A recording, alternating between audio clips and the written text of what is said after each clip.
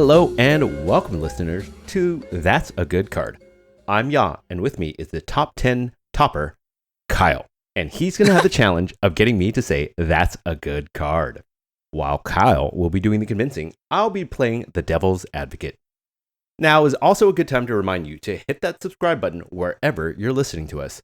If you have thoughts that differ from the two of us, leave a comment below to let us know. Or make a suggestion for the card you think can change the CEDH meta. All right, Kyle, let's get yapping. All right, I give your nickname for me this week a 8.5 out of 10. Oh, nice. Thank you. Yeah, top 10 topper seems pretty funny. But that would imply that I'm winning these top 10s, but unfortunately I keep on making it to the top 10 and then losing in the semis. We just got to get there sometimes, right? We just got to get there. Get experience. Hey, I got to the dance, I may not have been voted to be, what is that, prom king, but I got to the dance. Yeah, we got there. All right, y'all. Well, today's card is a special one for me. It is recommended to us by Jarrett, who is a friend of mine who I've met in the Pacific Northwest CEDH scene. Jarrett absolutely loves this card, and I have seen this card played firsthand in our CEDH tournaments up here. So shout out Jarrett for this card. And the card is Thraben Charm. It is a instant spell, 2 cost, 1 colorless, and 1 white mana. And it reads, choose one. Thraben Charm deals damage equal to twice the number of creatures you control to target creature. The second option is destroy target enchantment. And the third option is exile any number of target players' graveyards. So it's a bit to unpack here, but basically you have 3 options. One's creature removal, one's enchantment removal, and one's graveyard removal. Mm-hmm. So that's kind of how you see it. It's a 2 mana cost instant spell, and it does 3 things. So let's talk about where we see this. Jarrett specifically plays it in his Tivit list. Oh, cool. Other lists that I've seen it in while perusing, Malcolm Timna, so another Esper, good stuff type list. Blue Farm, funny enough, as well as TNT, which, I think the lists that seem to have a lot of creatures, it kind of makes sense for this, just because you get the full effect of the damage that you can deal. Yep. So it being in any sort of Timna deck seems like it makes sense in my head. So no surprises in terms of the decks that we're seeing it in. I would love to know if you play this in your list, listeners. So go ahead and post down below if you play Thraben Charm. But anyway, let's get into our main points. You ready for them? Yeah, let's go. Cool. So the first point is what I just mentioned. It is the trifecta of interaction. It hits yards, it hits creatures, and it hits enchantments. So just at a surface level, why you would be drawn to this card in the first place is just the versatility of the interaction, right? It does 3 very, very powerful things. And in CEDH, you're either winning through your graveyard or you're winning through some sort of creature-based combo. There's only one outlier, which I'm sure you'll mention a little later, which is Thassa's Demonic Consultation. Yep. And I will just say right off the bat, this doesn't really stop Thassa's Demonic Consultation directly, but it can stop lines that use Thassa's Demonic Consultation as a finisher, something like an Underworld Breach. Yep. So something like a Mnemonic Betrayal. So I very much like just the trifecta that it brings. Of these 3, just off the top, before I even get into some of the more niche points of these 3, why don't you go ahead and rank them in terms of what you think their usefulness is for CEDH of those 3 abilities? That's a great point, because I actually was looking at this and I'm like, I wonder where the focus of this card is going to be. Like, they all kind of do good things, right? I think. I think the thing that stood out to me when you brought this card to me was probably mainly because we've been talking about this a lot, and I've just watched and played a lot of games where heuristic study is such a problem. So I thought we would focus on destroy target enchantment. That's kind of honestly fascinating. That's your 1. That's my 1. So that's your 1. What's your 2? Graveyards, for sure. Graveyards 3? Yeah. Or 3. sorry, graveyards 2, and then 3 would be the creature removal? Yeah. For me. Interesting. Okay. Yeah. Okay. That's hilarious because I actually have it almost inverse. Exact opposite. Yeah. Yeah. So like in my head, I actually love the Graveyard Hate 1. And then I like the creature removal 2 and the enchantment removal 3, which is fascinating that we're so different on this. But honestly, all of them are so balanced in a sense that like all of them are really good. Yeah. Normally when you see multimodal cards like this, there's like at least one that just like sucks. Like you'll never use it. Yeah. You know what I mean? Like For a gain 5 life type of thing. Like something that matters 100% in 1v1 play, like standard play, but it doesn't have any effect in CEDH. Like I feel like generally that's kind of what we see in these kinds of cards. So it's cool to see that your top list and my top list are very different. Because to me, that's a positive for this card. To me, that's saying, yo, there's a lot of value packed into this little Thraben Charm. So that kind of leads into my second point, which is just talking about like practical application for this card. I think it's awesome to have a piece that can preemptively deal with something like a Ranger Captain activation on the stack. So something that you're not really going to be able to counter like with a traditional counterspell. Like, let's say you're in a position where you have a bunch of counterspells, and then there's a Ranger Captain activation on the stack, right?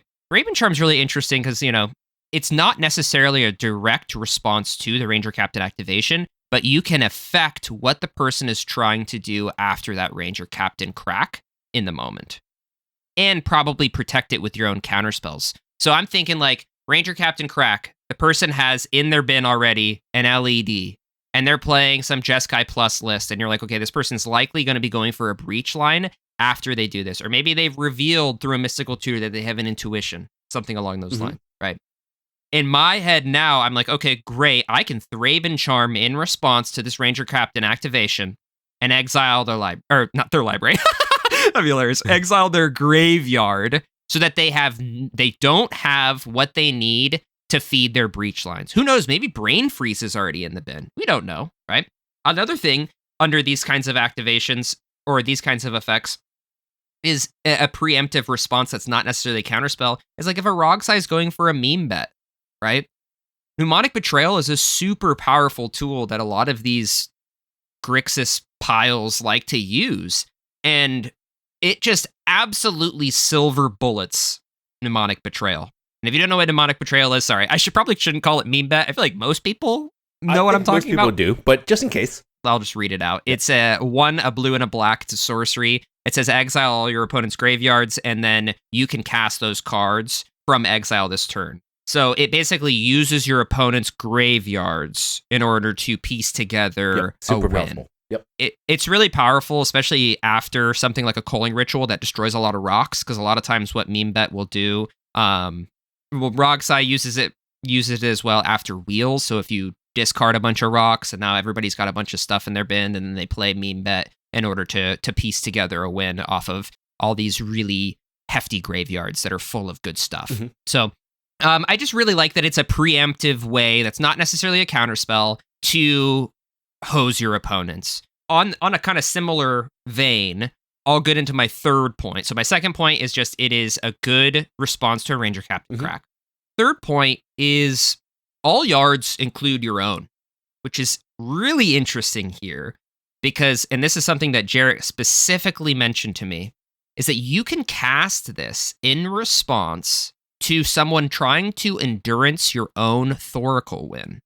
And I thought that was fascinating. Yeah. Like if you're going for a Thoracle consult win, you're like, great, my consultation resolved. I have no cards in my library. I have a Thoracle ETB on the stack. You got, let's say, 5 cards in your bin. Somebody goes to endurance you right there.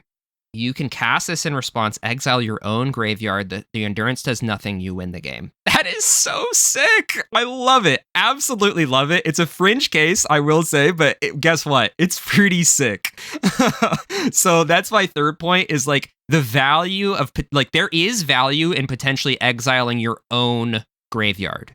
Another thing, someone necromancying or reanimating or animate deading something juicy in your graveyard, like a Hullbreaker Horror. Like you can go, oh shit, I don't want you to have this. I'm just going to exile it all. Yep. F it.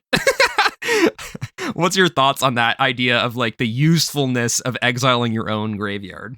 That's kind of what I had thought about, not immediately, but like somebody goes to reanimate, like you said, necromancy, a target creature, or like they're already in the middle of a loop And so if you understand where to hit that on the timing of like, hey, we're gonna hit it now that everything is exiled under in our year 2025. If you're still playing Warrior Dragon, like Kyle and I have in the past, well, like you can time things pretty well.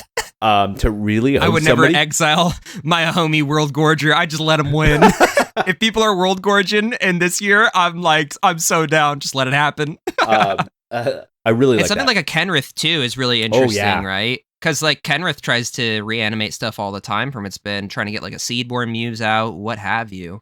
But yeah, my third point is just being able to exile your own graveyard is way more valuable than you might think. It's pretty big.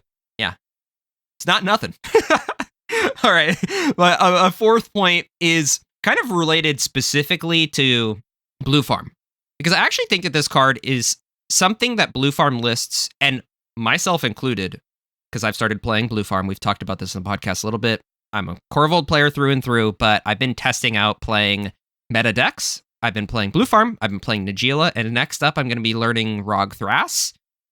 So I've been having a lot of fun playing those on the side, just in practice. I still only use Corvold in tournaments, but I specifically am going to be slotting this into my Blue Farm list, just because I'm deep in my Blue Farm bag, as are a lot of Blue Farm pilots. Like I'm like 30 instants deep. Mm-hmm. And I've seen some lists go as hard as like 32 instants deep in Blue Farm. Like we are fighting on the stack. And like, I just really think if you are so deep as to being considering things like Snap, Fire Covenant, like I'm running Path to Exile, like I'm not running it, but a lot of people play Dispel. I think it's like the worst counterspell ever. Delay, like those kinds of things. If you're so deep in your instant spell bag that you're going to those types of cards, I think that you can consider Thraben Charm for those scenarios that we're talking about. You know, when countering something doesn't matter. Maybe you're playing against a Gitrog and they're dredging, and you're like, you know what? I don't want you to dredge anymore. Thraben Charm. Let's get all these things out of your graveyard. Please stop doing things with your graveyard. Thank you. Goodbye. Those are the kinds of like strange lines that Blue Farm isn't always prepared to stop.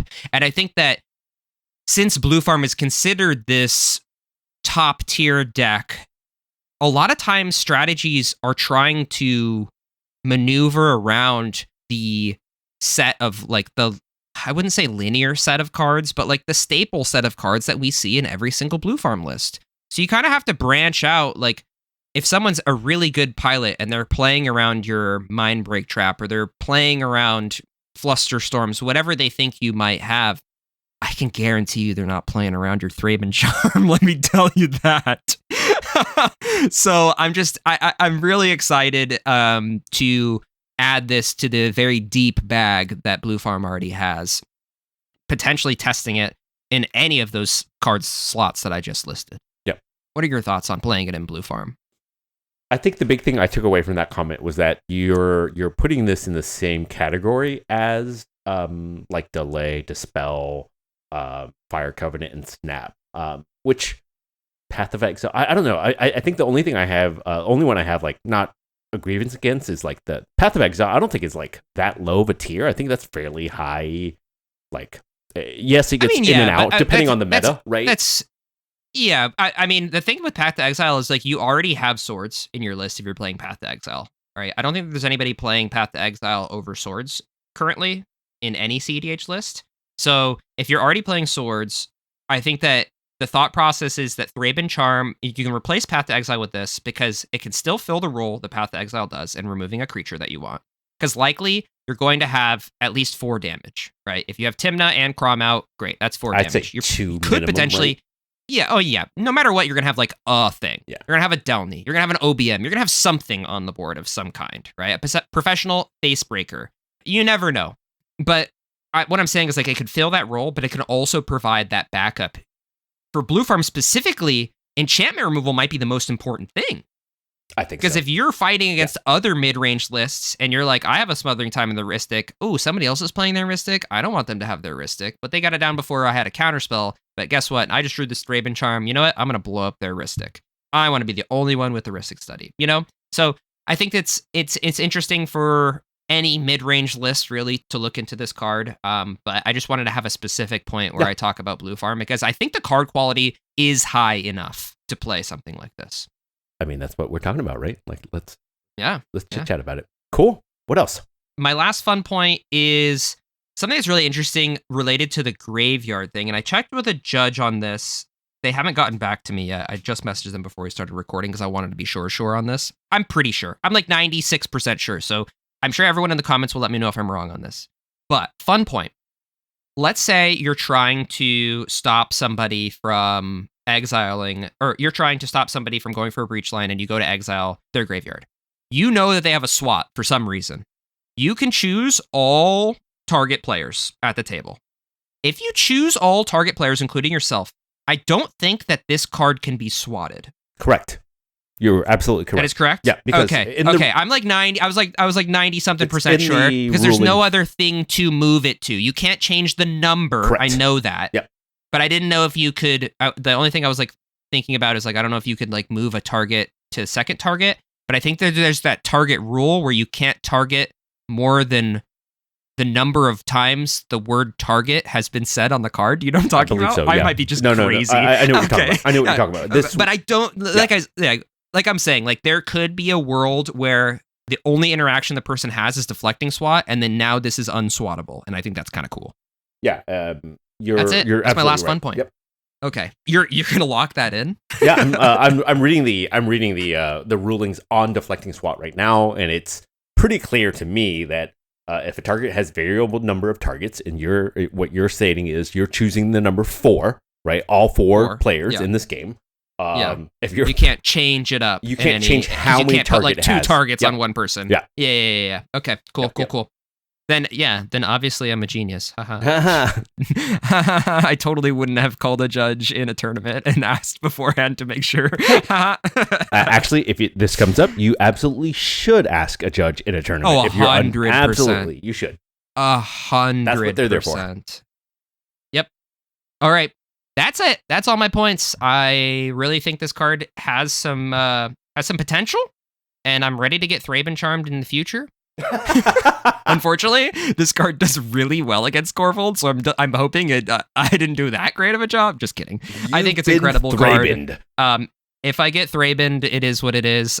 People will say that's a good card as they blow me out of the water, which has happened many times before, and I think it's really funny. But yeah, that's it. Let's get into the downsides, y'all. What do you got? It's a pretty small list, which is kind of like, I guess, foreshadowing of what I might be thinking about this card, but let's get into it. I think the first one is the low-hanging fruit.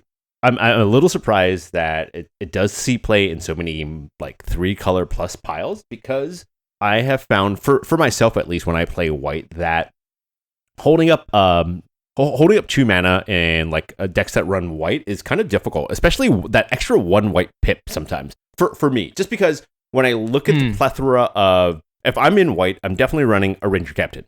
I'm definitely running a Grand Abolisher, right? Like these cards that sometimes, like for whatever reason, white loves to double up their pips almost more than any other like color for me, right? Yeah. Besides black. Yeah. Right, like white just loves to double up their pips. And so to your point, right, when you're trying to protect your own Thassa's win, chances are I have found that like to pay for my Demonic Consultation or my Tainted Pact, I'm having to tap down a Scrubland, which might be that 1 extra white pip that I need, right? I just find that I can, because I think I run a less density of white cards, I run less white pip generating tools, right? Like resources. And I think that's pretty fair to say across most lists, even the Esper lists. I think that generally speaking, the white pip count is lower than the others. And so I guess what I'm trying to advocate here is that when we start talking about, when you and I start talking about slotting new spells in like this, that might kind of throw your pip count. Do yourself a favor. Take a look at your land base. Take a look at what's producing what, right? If you're running a talisman, maybe you need to slot in a second a talisman that now produces an extra white for you, right? Like because and I'm also, this is like fresh in mind because I played a game last night where one of my opponents like he was just really like hurting for an extra white pip through the whole time. He was playing in Jeskai, so obviously he was probably playing like very low in white, like producing pips, and it really came up like almost like 2 games in a row. So that's what it's more of a PSA. Yeah. Take a look at your land count. If you're going to slot in this, and then like you're pulling out delay, you're pulling out like a mana drain, what have you? You went from like, I needed blue and something pips. like a Tivit would actually play something like mana drain specifically. And I just pulled up a Tivit list from a recent tournament just to check the pips. It's 44% blue, 24% black, and 24% white. I do think the blue is skewed. This list specifically is running like all the big counterspells, like Force of Will, Force of Negation, Mind Break Trap, and this one I think even let's see, they're running the Flare. Yeah, they're running Flare of Denial. So like it's pretty skewed, but white is definitely on the lower end. I looked at a blue farm list. I just pulled up a random blue farm list, not my own. I could probably pull up my own. But this random blue farm list is only 16% white, 33% blue, obviously skewed. Yeah, makes sense. 25% black, and then 16% red, which is crazy because red, notoriously, there's only like a couple of good cards. So the fact that white is on the same level as red in this blue farm list is very interesting. Just the blasts, I guess, plus Rite of Flame, plus Gamble Final Fortune. Yeah. And of course, our good lad Ragavan. Mind Goblin, if you're in that. But yeah, interesting. Yep. Interesting. But yeah, overall, I get your point. I think the white pips are sometimes troublesome to get to. Slight counterpoint to that. You could politic really easily with this by being like, I only have a white pip up. I don't have any counterspells. Oh, I tapped wrong. True. I wish I had a blue, you know? Yep. And then, just be like, you could even flash a Swan Song that you can't cast. Right. Flash the Swan Song, be like, I wish I could cast this, but I don't. Can anybody give me a mana? And then they jam their Underworld Breach, and you go, haha, Thraben Charm, exile your graveyard. Hee hee. Got him. Anyway, what's your second downside? It kind of goes into my other point is like this card got me down a little bit of a rabbit hole of looking for, again, like, I think holding up 2 mana for this kind of compounds on my first point, right? Like can feel like a lot at times, right? Again, especially if you're in white and you're trying to jam. And so for similar effects, you have cards that are 1 cost that obviously are less, I think, value, right? But do a similar thing. Again, it costs like the 1 white pip, but you're not necessarily needing to hold up 1 white pip and then like an Ancient Tomb or a Soul Ring if you have those things, right? And so there are other potential options like a Purify the Grave or a what was the other card? I don't even know if there's better options for a singular pip for Graveyard Hate. I don't know if I agree with you on that one. I will say, in terms of just broad interaction, I agree with you. Especially with the printing of Into the Floodmaw now, which has become such a staple. It's like there's one more awesome 1 pip interaction piece that I get it. Like, I get that point. I just don't know if anything fills the same role, which makes sense because, I mean, it's a 3-modal It's card. a 3-modal So there's not going to be anything. It's going to do 3 things good. It's not going to, like, beat out something that does 1 thing great. And we go back and forth on this shit all the time. But, like, when in CEDH do you want something that's really, really good at 1 thing versus when do you want something that's, like, pretty good at multiple things? It's tough to say. But yeah, the less, quote-unquote, value for 1 extra mana, double the mana, I get it. 100%. There's a lot of good one cost interaction spells. But yeah, that's my second point. And so my last point has to do with the actual decision making itself. You're slotted this card in, you actually drew it, you listened to us, and you changed your land base a little bit to make sure that you're not going, wow, Kyle was absolutely wrong. I was never able to cast this, right? Yes, if you didn't look at your land base, you're going to run into issues. I think when I have a card like this, sometimes it's like wanting to hold on to it for Magic Christmas Dreamland. Yeah, you want to be able to, like, you've studied the metagame. You know that Kyle's about to do shenanigans on Corvold, right? Wow, no such thing. Right. Never one on Corvold ever. Right. And so you're holding for it, but like you did that and you decided to like let this like Ristic study live, something like that, right? And so gain value. Oh, right, I see. Gaining value. And so because you're like, I'm gonna get this Corvold, like I'm gonna have to stop him with this. This is gonna be my only way. I guess I'm gonna let this Ristic study stick around. Oof, yeah, that'd be rough. Right. And I'm bringing this point up because of like a story you told me where somebody decided to like counter you, right? Like counter your Corvold, right? And then that kind of opened the door up for the next player, which is almost always the case, right? If somebody gets... I mean, that happens. Right, like that happens, but at the same time, sometimes you do have to know when to just shoot your shot, right? With a card like this, you want to make sure you do understand your metagame. You do understand, like, hey, this is the target. Like, this is where I want to. And if you don't, talk to the table. I will say, the one thing that I'll point to when it comes to, like, the enchantment removal piece is I don't think that this is a tough decision when it comes to blowing up a Ristic study when there's only one Ristic study on the field. Oh, yeah. If that's the case, I will fall asleep like a baby at night knowing that I made the right decision to just use this spell to blow up a Ristic study. Out of sight, out of mind, do not care. Yep. Where it becomes difficult is when there's two Ristic studies and a Smothering Tithe out, and you're like, what do I kill? Like, is it even worth killing one thing? Because then am I breaking parity? Am I putting someone in the driver's seat by doing so? Now you're in a tough decision. You're going to be wishing you had Reverent Silence in your deck to blow up everything. Oh my gosh, I was going to go there too. Reverent Silence. Okay.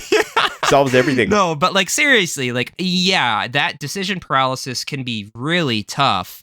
The good thing is that, like, if you do make a decision quickly with this card and you just are like, you know what? See Ristic Study, blow up Ristic Study. See Smothering Tithe, blow up Smothering Tithe.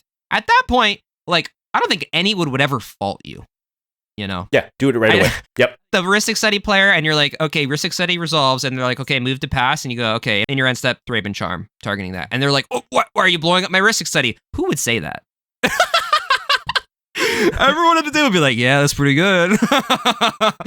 Unless the person is specifically like mulligan to 3. And somehow, like, turn 1 was able to get the Ristic Study. And even then, I'd look at him and, like, you know the meme of, like, Ghost in Call of Duty when he's in the truck and just, like, looks over? Yeah. Even then, I would still pull the trigger and, like, I would still blow up the Ristic Study. I'd be like, I've seen too many people come back into a game, mulligan to 3 with turn 1 Ristic Study. Sorry, you can stay with no cards. I apologize, but sorry, not sorry. Yep. I agree. To add onto your point, the decision paralysis that you'd be in if there were multiple things that you want to blow up, that's tough. That is tough. It's a real thing. I just wanted to make sure I pointed it out. Like, this is one of those cards that, like Kyle says, it just does a little bit of everything. And so you're going to be like, ooh, what if I do this? Or what if I wait for that? Like, make a decision, go with it, like, read that table and put reps in, right? Really put your reps in with this, to especially in and around your meta. For this, like, maybe you wait until you've gone infinite and like with creatures, and you still want to like really rub it in and like blow up somebody's like one creature for like infinite damage before you swing out. Like, I don't know, man. Like, oh my god, it's that's your final point. It's a good BM tool. Yeah, like, okay, Dualcaster Twin Flame. I make 1 billion Dualcaster mages. I'm gonna cast Thraben Charm, targeting your Esper Sentinel. I'm gonna deal 2 billion damage to your Esper Sentinel. All right, and then I'm gonna swing out and win. Yep, there you go. Got him. If you do that, that's a yaw special. Please let your opponents know. That's the yaw special. Yeah. What are the most hated cards to play against in CEDH, or creatures specifically? Probably say Seedborn Muse. Oh, I would love to just deal 2 billion damage to a Seedborn Muse. Ooh. Consecrated Sphinx. I'm rubbing my hands together. A Cont Sphinx. Yup. Dranith. And that's the cool thing about this card. Oh yeah, Dranith. Top 5. I'm the biggest hater. Call me Kendrick. All right. All right.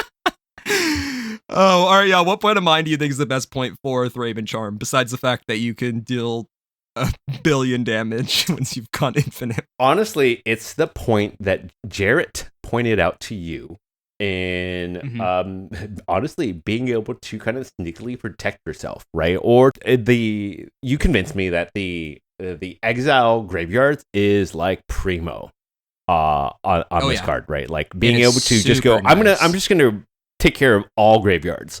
right? Like, let's just get Every rid of it single one now. of them. I'm just going to get rid of all of them. Try to deflecting swap meet, right? That's huge. Yeah, and I would argue that every single time, as long as you don't have specifically something that's really important in your yard, target yourself Yes, to. agree. Just eat that tiny aspect of it, just so you don't get swatted. Because that would suck. Right. So every time, just choose yourself to. Like, who cares if you lose a couple of spells here or there? Doesn't matter. Especially if it's early game. Getting swatted. Totally easy, right? Yeah. Totally easy decision. Who cares? Awesome. All right. What point of mind do you think best supports for why this could stay in the 101 of your deck? It's definitely the decision paralysis. Playing Magic is hard enough. Yeah. Like, tell me about it. Like, and having something that only kills one enchantment when there's a million enchantments on the board, like, it can be really difficult. You can be making a really tough choice. And not only that, you can be making enemies at the table. Because if you do decide, hey, there's 2 Ristics out, but this person's board state is just like almost insurmountable for me, you know, like I have to slow them down, because even though there is another person who's like in second place right now, like I can potentially still live, but this other person is just so unstoppable. I have to blow up their Ristic study. Like it's even then it's going to suck. And then that person is just going to be looking at you just frustrated to all hell, while the other person is, you know, totally happy. And they're going to easily be able to say, you're just going to let this person have a Ristic study. You're just going to king make them. Who's going to put them in check, you know? So it's a tough thing to do in a world where you can only pick one evil to kill and let the other ones live. So it's tough. It's tough Super out there. tough. Yep. Making decisions in Magic is hard. Newsflash. All right, y'all. It's time. Did I convince you? Did we do it for Jarrett? Is Thraben Charm a good card? Yeah, I think so. Baby. No. Okay, I think I love these like modal spells. Like, you know how much I love even like the spree type spells, right? Like being able to like choose your own adventure type of thing. Like I said, I did a little bit of research and digging. Like there aren't many cards in white that lets you choose. There's like maybe 30, and most of them aren't that great. Like there's one good Dawn Charm. Like, yeah, there's like one good choice, and then the rest are like pretty mid. Whereas this, like, it's removal for creatures, it's removal for enchantments, and it's removal for a graveyard. And so, really, what more do you want? If this is like a thing you deal with in the meta, like, I definitely think you should take a look at this card. Definitely look at your land base, because chances are, like we just stated, like you're a little bit under in white pips, but I think it's worth testing out. Like, and that's where I think this could be difficult, is that sometimes I think, I don't know about you, sometimes I just wanted to make a 1-for-1 swap and then not have to like adjust things. And it's like, ooh, this one's, I think, going to require a little bit more tinkering, because I feel like if somebody just slots this in to test, they may find themselves not being able to cast it often, and then it's kind of doing this card a disservice. And so my PSA is like, really take a look at it so that you really get a chance to really test this card out, because I do think it's pretty cool. Awesome. All right, you heard it here, folks. Thraben Charm, that's a good card. But before we move on, I am curious, did you change your order of how effective the 3 modes are from after our conversation, or do you still consider it the same as your original thought? What do you think the effectiveness, like 1A, 1B, 1C is? I think I still like enchantment most, but you moved up graveyards quite a bit on that, and so it's almost like a 1-2, and it can probably swap. I just think that there are potentially better creature removals. Like, I don't necessarily want to rely on this for the creature removal. I think like what I like about white is the exiling, which I do think is important at times, just because sometimes like a creature dying will produce a more positive result. Although Ketramos is a new hot deck, and so this is kind of nice, and I might change my mind going, oh, no. Like, there's so many Ketramoses. Exiling a creature on their turn is just horrible, right? You want that creature destroyed instead. And dying triggers may matter. And so, again, it's a meta call for that part. Like, that's the part I'm like, why I'm leery on the creature removal, is like, there's so many like dying triggers, like leave the battlefield triggers. That's what I mean. All right. It's that time for our favorite closing segment. That's a good card, question mark? If you haven't played this game with us before, what we're going to do is I'm going to be providing Ya with the name of an obscure Magic the Gathering card, and it's going to be Ya's job, as well as yours, the listener, to guess everything about that card. Color, type, cost, power, toughness, flavor text, art, everything. All right, Ya, are you ready for your card? Yeah, let's go. Your card name is Acceptable Losses. Acceptable losses. Oh, boy. Listeners, pause the video. Pause the video. Type your response in the comments below. YouTube, Spotify, Apple Podcasts, too, whatever. And then, acceptable losses, aka the things I do at every CEDH tournament. Acceptable losses. So, what I think this card is, it sounds to me like a red removal card, right? That's what it's like. It sounds like such a red thing to do. We need to wipe the board. So, hey, we're going to just have to remove everything. I think it's going to be one red pip, and I want to say it's like 4 generic pips, right? So, a 5-cost card. But wait. Bam. It's an instant, and it's going to say it's an instant for 5, I know. And it'll say like deal 2 damage to all creatures. Okay. But second part, I think it's called ferocious. I learned about this recently, or something like, or okay. Strength. It'll say some like key term here, like strength in numbers, whatever like that.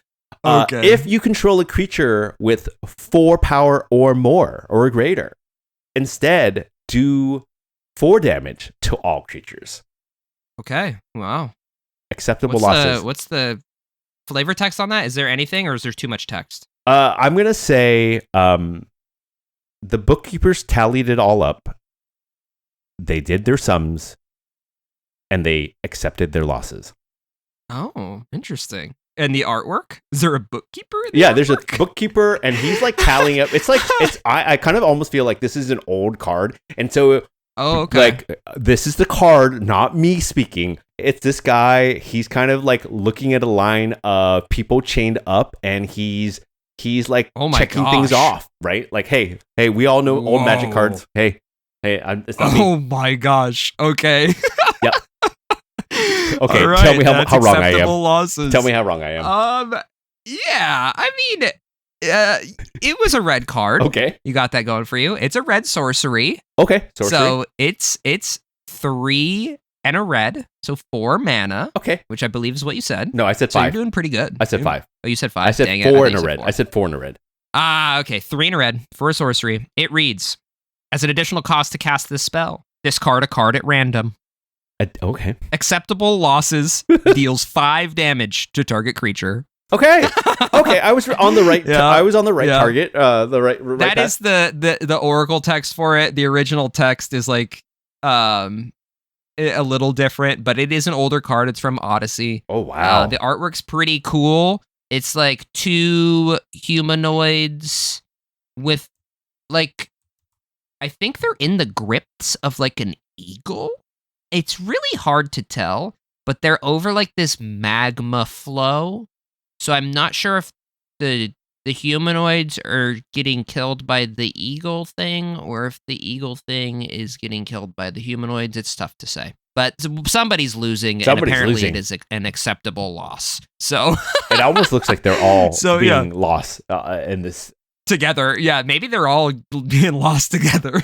But anyway, that was a fun one. Oh, I appreciate your like guess. Yeah, that was very fun. I also want to point out one more thing that I forgot to do, which was search our YouTube comments to see if there was anybody else who recommended Thraben Charm. And there was one other person. Ooh. So shout out to @WillardGibbs1898. Was that like from like 2 months ago? Making a comment. It was from like a month ago. Yeah, okay. On our Fairy Macabre episode. Let me read the comment. How about Thraben Charm? Can kill a creature, destroy an enchantment, or exile any number of target players' graveyards for 1 and a white. Better in creature-heavy decks, especially Bant, since it deals damage to creatures equal to twice the number of creatures you control. Okay. Bant. Pretty versatile card, IMO. Hits Breach on 2 different axes. Can hit the yard or Breach itself. If you control 2 creatures, it's still 4 damage, which would kill most things. Hey, that's a pretty pretty apt summary Pretty of apt. what Thraben That's Charm pretty does. good. So shout out to you. I hope you made it to the end of this episode and you don't think that we snubbed you from the beginning. But No, Will left a message, Thank you so much so for- they for- probably listened, and so thanks. listen to Thank the you end. so much. I hope so. I'll also add them in the comments or in the description as well. But thank you so much for listening to today's episode, everybody. Please direct your attention to the link tree down below where you'll find links to our Patreon. We have free Patreon content as well as paid content if you want to hear more Tag C podcast stuff. It's great. Also, join our Discord. We play spell table games at night. We talk deck lists, everything CEDH. Our community is just growing and growing and growing. I think we have almost 150 people in there now. It's great. Yeah. Please join us. Also, there will be links to everywhere we post our podcasts, whether it's Spotify, Apple Podcasts. Please give us a good rating on both of those platforms as well. We really appreciate it. Thank you so much, and we will see you next time. Post Fish Bowl. Fish noises. Fish, fish, fish, fish. Google, glorp, glorp. All right, see you next Monday. All Bye. right, bye.